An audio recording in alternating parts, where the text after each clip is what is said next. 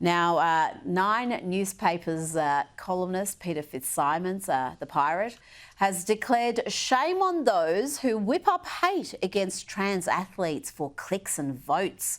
This is an article he wrote recently where he said the nastiest and most ruthless purveyors of hate bait continually push out a catastrophically cliched warning that the sports world is awash with swarthy truck drivers wearing tutus and tights, storming and swarming their way through girls' changing rooms and fields to leer and sneer their way to every trophy going.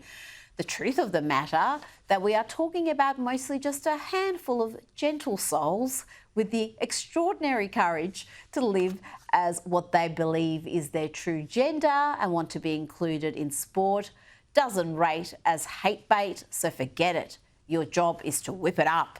That's quite an amusing, unintentionally amusing little diatribe there, Stephanie, but I think the pirate is not happy with you, or me, it seems. Look, I just hope female athletes aren't paying attention to this latest dribble from Pirate Pete. But it just shows how out of touch he is. He is a man telling women who are talking about their sex-based rights that they should be quiet to protect the feelings of these so-called trans athletes. A young woman from Victoria called into Ben Fordham's show this week, and she talked about her experience of being confronted with a trans athlete. And I want to share it because I think it's very relevant.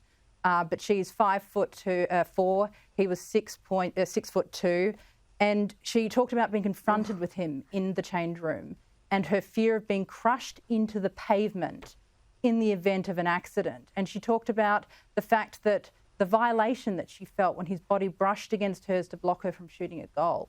She is representative of many girls around this country, and Pirate Pete has no concern or consideration for what these girls are going through. And it is absolutely ridiculous that he is so out of touch that he would mock these women and the very real plight that they are fighting, but also fighting to be able to speak in public about. Well, this is, I think, what the consequence of this article is. Those of us who have been reporting on this, and I've been writing about it for a decade before it was a big issue, I'm not going to be silenced, but I do worry whether young girls, women who are competing in sports where there are men present, men who identify as women present, whether they're going to be discouraged from speaking because they're being called nasty and spreading hate bait and what other hyperbolic language the pirate used there. And that's really the effect of this activism from the left, is to silence women who are being impacted by these men. Absolutely. And I think I'm fearful that that is the intent from Pete's article. He is trying to continue that culture of silencing people who oppose this ideology, and he will do it at all costs with no regard to the women and girls that he is impacting. Absolutely. Stephanie Bastiaan, thanks for your time.